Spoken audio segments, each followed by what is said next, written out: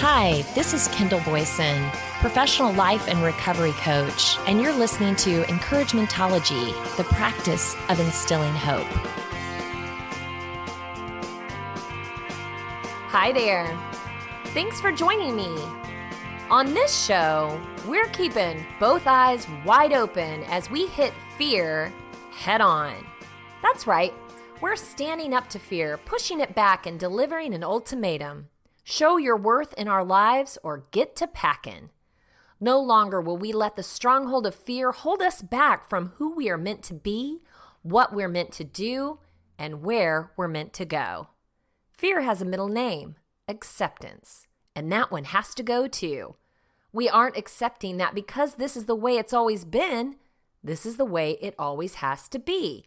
Hogwash. I don't know about you, but I deserve more and won't settle for settling. Even if we can't snap our finger and dissolve fear into dust, we can make a commitment right now to each other that we will step forward to finding the why, the what, and the how. Fair enough? Ready to shake on it and get to work? Many types of fear are natural. It's what causes our body to react and take action, so a healthy dose is positive and crucial to survival. We'll be digging into the mechanics as we go along. There's also a decent amount of irrational fears, like a fear of spiders, June bugs, or balloons. These fears creep up on you, and no matter what you tell yourself, Kendall, it's a balloon, a child's party favor. How on earth can it hurt you? Your body still reacts on its own assumptions. But the fear we're going to dive into is the persistent fear that cripples you, keeps you from achieving your true potential or even a normal life.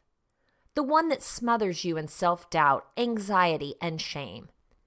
That feeling whose unwelcome visits come at the worst possible times.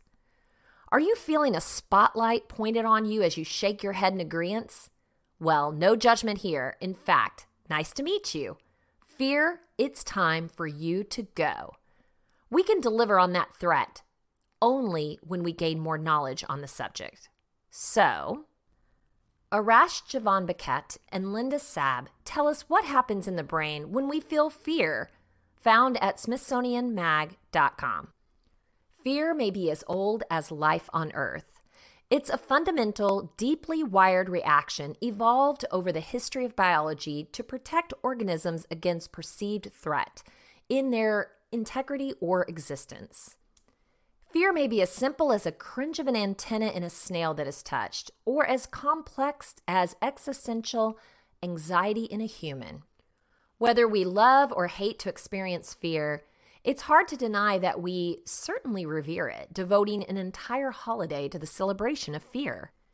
Thinking about the circuitry of the brain and human psychology, some of the main chemicals that contribute to the fight or flight response are also involved in other positive emotional states, such as happiness and excitement.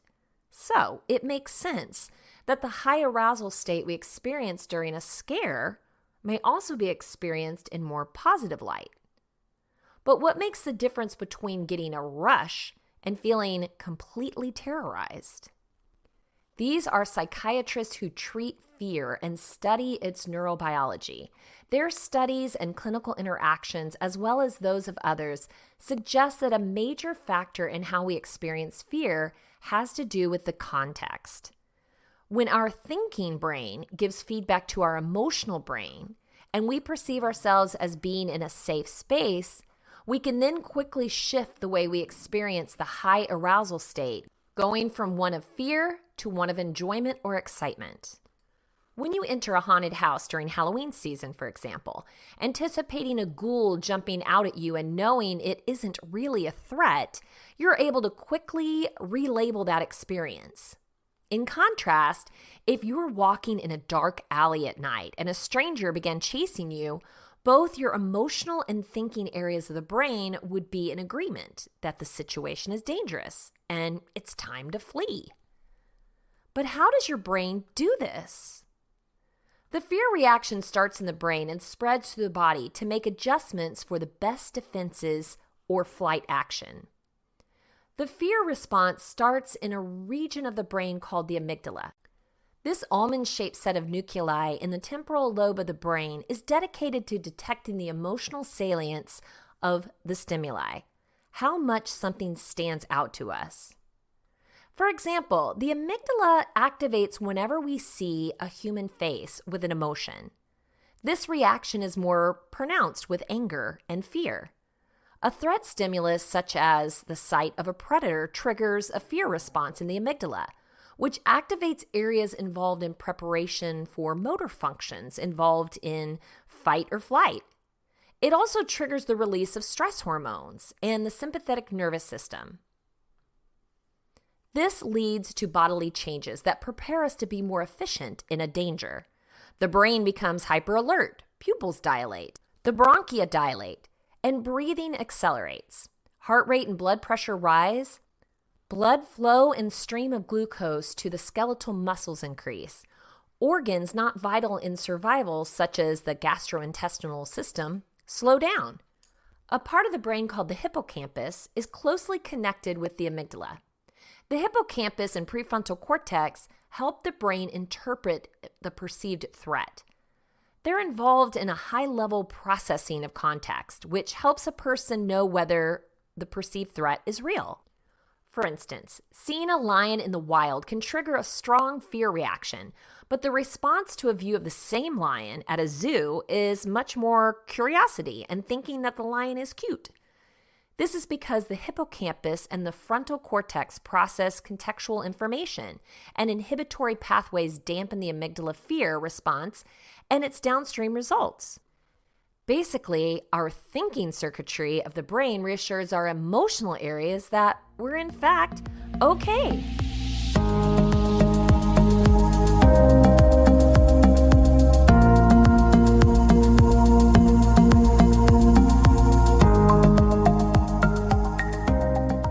Similar to other animals, we very often learn fear through personal experiences, such as being attacked by an aggressive dog or observing other humans being attacked by aggressive dogs. However, the evolutionary, unique, and fascinating way of learning in humans is through instruction. We learn from spoken words or written notes. If a sign says the dog is dangerous, proximity to the dog will trigger a fear response. We learn safety in a similar fashion. Experiencing a domesticated dog, observing other people safely interacting with the dog, or reading a sign that says, dog is friendly. Fear creates distraction, which can be a positive experience. When something scary happens at the moment, we're on high alert and not preoccupied with other things that might be on our mind, like getting in trouble at work or worrying about a big test the next day. Which brings us to the here and now. Furthermore, when we experience these frightening things with the people in our lives, we often find that emotions can be contagious in a positive way. We're social creatures, able to learn from one another. So when you look over to your friend at a haunted house and she's quickly gone from screaming to laughing, socially you're able to pick up on that emotional state, which can positively influence your own. While each of these factors, context, distraction, social learning, have the potential to influence the way we experience fear, a common theme that connects all of them is our sense of control. When we're able to recognize what is and isn't a real threat, relabel an experience, and enjoy the thrill of the moment, we're ultimately at a place where we feel in control. The perception of control is vital to how we experience and respond to fear. When we overcome the initial fight or flight rush, we're often left feeling satisfied, reassured of our safety, and more confident in our ability to confront the things that initially scared us. It's important to keep in mind that everyone is different with a unique sense of what we find scary or enjoyable. This raises yet another question. While many can enjoy a good fright, why might others downright hate it? Any imbalance between excitement caused by fear in the animal brain and the sense of control in the contextual human brain may cause too much or not enough excitement. If the individual perceives the experience as too real, an extreme fear response can overcome the sense of control over the situation. This may happen even in those who do love scary experiences. They may enjoy Freddy Krueger movies, but be too terrified by The Exorcist, as they feel it's too real, and fear response is not modulated by the cortical brain. On the other hand, if the experience is not triggering enough to the emotional brain, or if it's too unreal to the thinking cognitive brain, the experience can end up feeling boring. A biologist who cannot tune down their cognitive brain from analyzing all of the bodily things that are realistically impossible in a zombie movie may not be able to enjoy The Walking Dead as much as another person. So, if the emotional brain is too terrified and the cognitive brain helpless, or if the emotional brain is bored and the cognitive brain is too suppressing, scary movies and experiences may not be as fun. But all fun aside, abnormal levels of fear and anxiety can lead to significant distress and dysfunction and limit a person's ability for success and joy of life. Nearly 1 in 4 people experience a form of anxiety disorder during their lives, and nearly 8% experience post-traumatic stress disorder, or PTSD. Disorders of anxiety and fear include phobias, social phobia, generalized anxiety disorder, separation anxiety, PTSD, and obsessive-compulsive disorder. These conditions usually begin at a young age and without appropriate treatment can become chronic and debilitating and affect a person's life trajectory. The good news is that we have effective treatments that work in a relatively short time period in the form of psychotherapy and medications. I, for one, am not a thrill seeker. I don't necessarily like it when my heart's racing and my stomach feels like the bottom fell out. If I feel uneasy about heights, I'm not compelled to bungee jump just to conquer that fear. So even though I'm not advocating that, I must say, I don't like to feel stuck. I don't want to feel down, depressed, or defeated. If a fear of something is causing this roadblock in my life, I do feel compelled to get to the bottom of it. So with that said, let's keep going and get to the bottom of it. Dr. Matt James takes us 6 steps further with 6 signs that fear is holding you back, found at psychologytoday.com. Helen Keller said, "Avoiding danger is no safer in the long run than outright exposure. The fearful are caught as often as the bold." These days, fear has become big business rather than a helpful, valuable resource. We live in a climate fueled by fear. Wouldn't you agree? The media manipulates fear to earn higher ratings with headlines like, "Will Ebola hit your neighborhood?" while merchandisers tap our fears to sell products. Politicians stir up fears to accumulate votes. Religious leaders employ fear to keep flocks in line, and parents wield fear to keep kids from misbehaving. Fear is woven into the fabric of our lives, perhaps affecting modern adults even more than it did our caveman ancestors. A recent article in the New York Observer recently claimed that fear is the new normal. Fear influences the choices we make, yet making decisions motivated by fear is flawed, if not dangerous. It will never lead to the healthy, fulfilling lives we crave. What is the primary motivating factor in your life? Here are 6 clues that you may be fueled by fear, not freedom. Fear sees only the downside. While nearly every choice has an upside and a downside, someone in a fearful state only identifies the worst that could happen. Considering a blind date?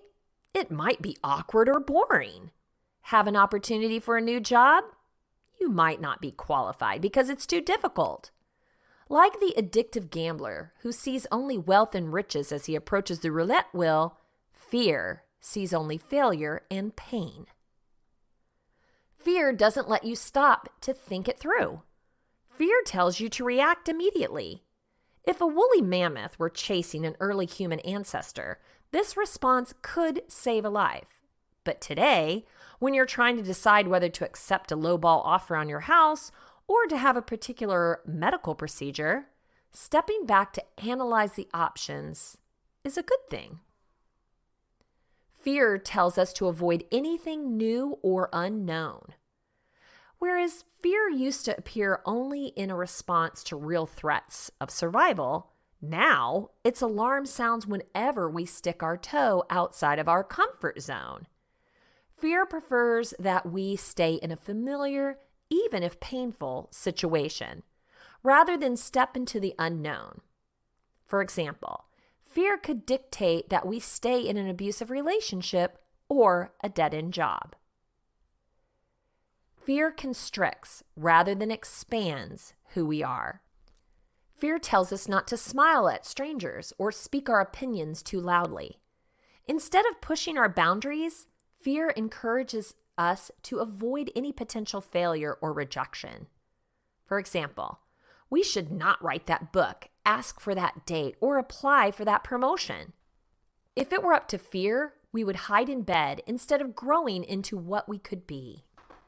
Fear obscures your intuition. Great decision makers often talk about trusting their gut instincts. There's no room for that small, still voice when fear is present.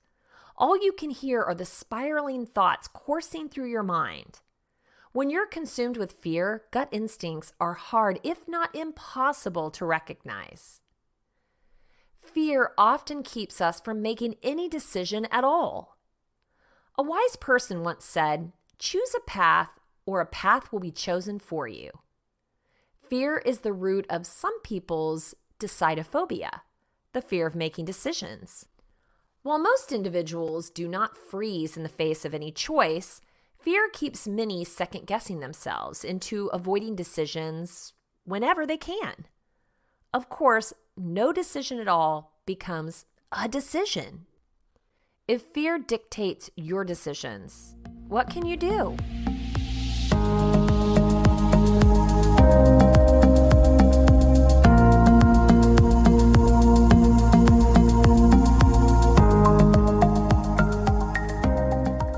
First, recognize when you're coming from fear. Give yourself time and space to hear other voices besides fears in any decision. Consider making a concrete list of the pros and cons in any given situation. Then wait until you're in a better place to make whatever decision you need to make. In neuro-linguistic programming, NLP, we call that better state a resourceful state, when you feel strong, capable, and clear. If the fear persists, get help to release it. Fear that is chronic and unwarranted stems from a previous root cause event that is captive in the unconscious. Using something like the mental emotional release process can rid you of that inappropriate fear and allow you to make empowered decisions. Make your next decision from a place of freedom. As Marcus Aurelius said, "It is not death that a man should fear, but he should fear never beginning to live." Okay, let's pull in for a pit stop on our journey to finding a fear-free solution. Have you ever heard of the power of suggestion? Maybe you've heard, "What you seek, you shall find." Fear can be easily handed to us as an ember, and with a little fuel, we can have a full-on fire that is out of control. The media is notorious for sending out spark after spark. But in the power of suggestion is also your power of perception. You can reject these notions and do your own discovery. You can push back, unplug, and step away. Shock and awe have always sold better than oohs and ahs. Dr. Deborah Serrani, a licensed psychologist and an award-winning author of Living with Depression, Depression of Your Child, A Guide for Parents and Caregivers, and Depression in Later Life, exposes this phenomenon with If It Bleeds, It Leads, Understanding Fear-Based Media, found at psychologytoday.com. News is a money-making industry. We all know this. One that doesn't always make the goal to report the facts accurately. Gone are the days of tuning in to be informed straightforwardly about local and national news. In truth, watching the news can be a psychologically risky pursuit, which can undermine your mental and physical health. Fear-based news stories prey on the anxieties we all have and then hold us hostage. Being glued to the television, reading the paper, or surfing the internet increases ratings and market shares. But it also raises the probability of depression relapse. In previous decades, the journalistic mission was to report the news as it actually happened, with fairness, balance, and integrity. However, capitalistic motives associated with journalism have forced much of today's television news to look at the spectacular, the stirring, and the controversial as news stories. It's no longer a race to break the story first or get the facts straight. Instead, it's to acquire good ratings in order to get advertisers so that profits soar. News programming uses a hierarchy of if it bleeds, it leads. Fear-based news programming has two aims. The first is to grab the viewer's attention. In the news media, this is called the teaser. The second aim is to persuade the viewer that the solution for reducing the identified fear will be in the news story. If a teaser asks, "What's in your tap water that you need to know about?" a viewer will likely tune in to get the up-to-date information to ensure safety. The success of fear-based news relies on presenting dramatic anecdotes in place of scientific evidence, promoting isolated events as trends, depicting categories of people as dangerous, and replacing optimism with fantastical thinking. News conglomerates who want to achieve this use media logic by tweaking the rhythm, grammar, and presentation format of news stories to elicit the greatest impact. Did you know that some news stations work with consultants who offer fear-based topics that are pre-scripted, outlined with point-of-view shots, and have experts at the ready? This practice is known as stunting or just add water reporting. Often these practices present misleading information and promote anxiety in the viewer. Another pattern in newscast is the breaking news story doesn't go beyond a surface level. The need to get the story to get the ratings often causes reporters to bypass thorough fact-checking. As the first story develops to a second level in later reports, the reporter corrects the inaccuracies and misleading elements. As the process of fact-finding continually changes, so does the news story. What journalists first reported with intense emotion and sensationalism is no longer accurate. What occurs psychologically for the viewer is a fragmented sense of knowing what's real, which sets off feelings of hopelessness and helplessness, experiences known to worsen depression. An additional practice that heightens anxiety and depression is the news station's use of the crawl, the scrolling headline ticker that appears at the bottom of the television, communicating breaking news. Individuals who watch news-based programming are likely to see 1, 2, or even 3 crawls scroll across the screen. The multitasking required to read the crawls and comprehend the actual newscast comes easy to some viewers, but others report feeling very overstimulated. Unlike the viewing experience of the past, crawls are now more prominent during entertainment programs and often serve as commercials for nightly newscasts or the upcoming weekly news magazine show. The crawls frequently contain fear-driven material. It's been said that fear-based media has become a staple of our pop culture. The distressing fallout from this trend is that children and adults who are exposed to media are more likely than others to feel that their neighborhoods and communities are unsafe, believe that crime rates are on the rise, overestimate their odds of becoming a victim, consider the world to be a dangerous place. News media needs to return to a sense of proportion. conscience, and most important, truth-telling. Until that happens, help inoculate yourself against feeling overwhelmed by doing the following. Consider limiting your exposure to media. Give yourself a set time once or twice a day to check in on local or global happenings. Consider choosing print media for your information gathering rather than visual media. This can reduce the likelihood that you get exposed to emotionally laden material. Remember, you have the power to turn off the remote, leave a website, or change the radio station. Don't let yourself be passive when you feel media is overwhelming you. Know that other people will have different tolerance for media stories and their details. If someone is exposing too much of a story for your own comfort, walk away or communicate your distress. Consider having an electronic-free day and let your sense take in the simpler things in life. Looks like we have another commitment to make to ourselves. So what are you afraid of? You've had a little windshield time to think on this journey. If you've literally been afraid to find out, you might not know yet.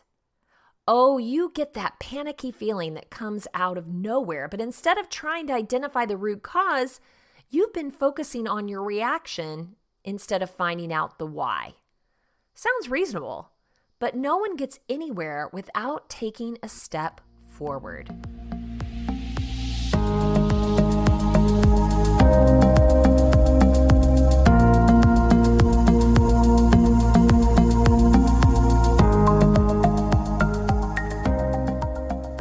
Dr. Theo Tosides provides some insight into 12 common fears that keep us stuck. These everyday fears can be scarier than snakes and spiders. This is found at psychologytoday.com. If you don't already believe fear is a big deal, then heads up. Fear plays a huge role in shaping who we become. It affects the decisions we make, the answers we take, and the outcomes we achieve. Where we live, who we live with, what we do for a living, who our friends are, how big our house is, our salary, our family. Fear signals threat, and as a result, it leads to avoidance. Avoidance, in turn, translates into evading challenges and missing opportunities for learning and growth.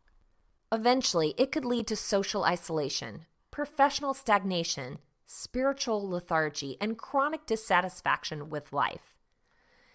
This fear is the type that becomes an obstacle to growth and achievement. And that type of fear is not a single entity. It has many faces. One of the most important achievements in the neuroscience of emotions is the discovery of emotional granularity. Emotional granularity, according to Lisa Feldman Barrett, the term originator and author of How Emotions Are Made, refers to our ability to experience and describe our emotions with high precision. An example of emotional granularity is instead of thinking or saying, "I'm feeling good," is to say, "I'm feeling pleased with my performance." Emotional granularity is an important aspect of emotion regulation, one of the most important and rarely taught life skills. When we apply emotional granularity to fear, we get to face some of the common everyday fears that keep us stuck and prevent us from making progress and reaching our goals. And being more precise about the kind of fear we experience increases our awareness and our ability to leverage it successfully. So here are some of the most common everyday fears. See if these resonate. Number 1, a fear of failure. The satisfaction that comes with pursuing a goal can be easily outweighed by the fear of failing. Preoccupied with the aftermath of failing, which according to research includes experiencing shame, disappointing others, and being bereft with a desired future. People with a fear of failing may choose to play it safe. So safe, in fact, that they choose easy goals, set lower standards, avoid challenges, and focus on cutting loss instead of making gains. Number 2, fear of success. Fear of failure can undermine success, but so can a fear of success. With success comes enormous responsibility. Success makes you more visible and, as a result, more vulnerable. the expectations for continued success are higher, which means sustained and ceaseless effort is required. No time to rest, no forgiveness for failures, no room for weaknesses. And because success is a process, not a state, the pressure to maintain your title of most successful, you fill in the blank, is constant. Fear of public speaking. Fear of public speaking is often listed among the most common fears. Speaking in public is something we do daily, since speaking is our main mode of communication. But public speaking, in the traditional sense of someone on stage delivering an orientation, is rather rare. Between these two extremes, there are many more instances of having to deliver a speech or a presentation in front of an audience, whether speaking involves a class project, a professional conference, or a business meeting. And in those instances, fear of speaking in public can be debilitating.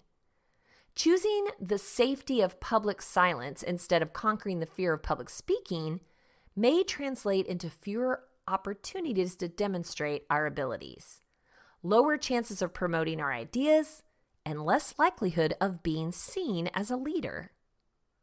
Which brings us to fear of rejection. This is the fear of being turned down when what you want is to be included. Whether that means being included in the admissions list of an academic institution that we would really like to attend, in the payroll of a company that we would really like to work for, or in the dinner plans of someone we would really like to date. Rejection, research shows, is painful. To avoid the painful consequences of rejection, we may never even make the request for fear of hearing no when we really want to hear yes.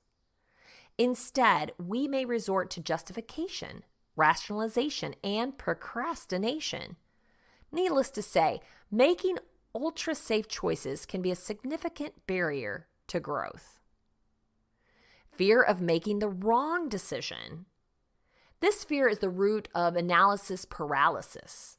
Ruminating, collecting data, analyzing the facts, collecting more data, asking others for advice, making charts, lists, and flowcharts, and hoping for some divine intervention that will make the problem go away are some of the characteristics of this fear.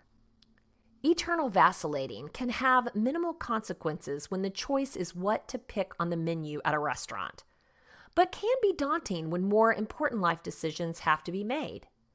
We imagine the consequences of a wrong decision to be devastating and irreversible. And what doesn't allow breaking the endless loop is when we insist on asking ourselves, am I making the right decision? Instead of asking, am I making a good decision? What about fear of other people's opinions? That's a big one. We care a good deal about what people think, as we should. Caring about other people's opinions is what maintains the social contract within a cohesive group. Knowing and respecting social norms is what makes communities stronger and safer and more stable. But excessively worrying about what other people think of our opinions or choices and our personalities is an impediment to growth and progress. What about a fear of responsibility? While some responsibilities are unavoidable, some are optional and come with a price. A promotion means more responsibilities towards the people you supervise, as well as the people you report to. Running your own business means more responsibility to your employees and your customers, as well as maintaining ongoing responsibilities to your family and your household. Being involved in community activities means more time away from your own schedule and more responsibility towards those whom you serve. Lots of responsibility. What about a fear of saying the wrong thing? Worry about giving the wrong answer, making a wrong prediction, or believing something that is not supported by evidence are some of the instances of this fear. While being wrong could simply be a result of not having the facts straight, not being fully present in the moment, or making an off-the-mark assumption when this fear kicks in, being wrong becomes something bigger. It becomes a metric for self-evaluation. it threatens to expose our weaknesses. It's proof that we're not as smart as we think, not astute enough to have the right answers, not empathetic enough to respond to other people's needs. Saying the wrong thing is perceived as embarrassing, humiliating, and disempowering, and could lead to crippling self-doubt. Fear of being exposed as an imposter. Fear of commitment. Fear of challenge. Fear of missing out. Now, did a few stick out to you? Are we zoning in on the issue? As you know, the journey to self-discovery is rarely about the destination. Even so, identifying issues and finding solutions makes the trip so much more worthwhile. Boy, age does help a lot, doesn't it? Now, depending on your age and the stage of your life, you're either rolling your eyes or nodding as you purse your lips. Don't sweat the small stuff had to come from someone who had been there and done that. Because before you got there, there's a lot of sweating going on. Okay, let's look for some solutions. I got some. Leo Babauta outlines a guide to beating the fears that are holding you back, found at zenhabits.com. There is no step-by-step program to beating your fears, but here's what Leo has learned firsthand and from others. First, acknowledge your fear. This is a huge step. If you do just this today, you've done something great.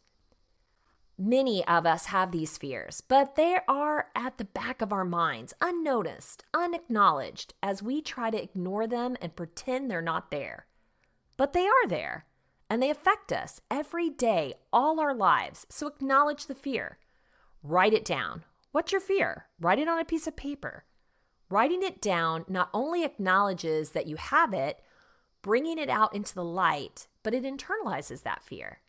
It takes that fear from the dark, lurking places in the back of your mind where it has power over you, out into the light of the day, outside of you, where you have power over that fear. Feel the fear. You've acknowledged it, but you're still afraid of it. You're reluctant to even have this fear, perhaps even embarrassed by it. Well, no more. Recognize that you're not alone, that we all have these fears, that we all think we might not be good enough. Repeat after me. There is nothing wrong with having this fear. Now, allow yourself to feel it. Experience it fully. Bask in this fear. It isn't as bad as you think. It's part of you, but it doesn't control you. Ask yourself, what's the worst thing that can happen? Often it's not as bad as you think. Do you have a fear of failing in a new career? What would happen if you did? You'd get another job. You'd move on. You would live. Do you fear being rejected by someone you're interested in? What would happen if you were? You'd lick your wounds. You'd find someone else who's more suited for you. You'd live. Do you fear being broke? What would happen if you were? You'd cut back on your expenses, perhaps ask for help. You would live. Just do it. To repeat, feel, and fear, and do it anyway. To beat the fear, you have to just do it. Prepare yourself for battle. When you're going to take on an adversary, you prepare yourself, you arm yourself, and have a battle plan and train yourself. Do this in your battle against your fear. Arm yourself, have a battle plan, train yourself. If you want to be a musician but you fear failure, practice, practice, practice. Then come up with a plan to succeed. Then get all the skills and info you need to implement the plan, and then practice some more. Be in the moment. Fear of failure and other similar fears are fears of the future. We get caught up in worrying about what might happen. Instead, banish all thoughts of the future. Banish even thoughts of past mistakes and failures. Now, focus on right now. Do something right now to beat your fears.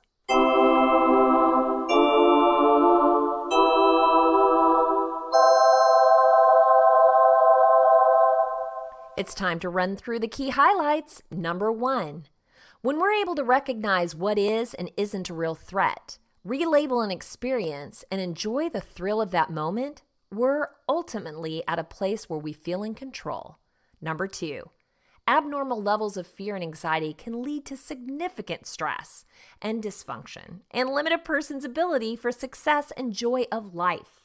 Number 3, fear sees only the downside. Number 4, give yourself time and space to hear other voices besides fear in any decision. Number 5, in the power of suggestion is also your power of perception. Number 6, remember that you have the power to turn off the remote, leave the website, or change the radio station. Number 7, first, acknowledge your fear. This is a huge first step. Number 8, take control over it by writing it down. Number 9, recognize that you're not alone, that we all have these fears, that we all think we might not be good enough. And number 10, be in the moment. Fear of failure are fears of the future. If you want to share encouragementology with a friend who needs to know they are not alone in this journey of self-discovery, you can visit encouragementology.com or anywhere you stream your content to receive this episode and all others. Follow us on Facebook for additional encouragement throughout the week. So I challenge you to control your fears by understanding them. There is power in knowledge and your own perception. When armed, fight back to remove their stronghold. Freedom from fear holds your victory. I know you can do it. Thank you for listening to Encouragementology with Kendall Boyson, where we find positive ways to handle some of life's challenges. I stumbled through until the path was clear. That's when I found you and how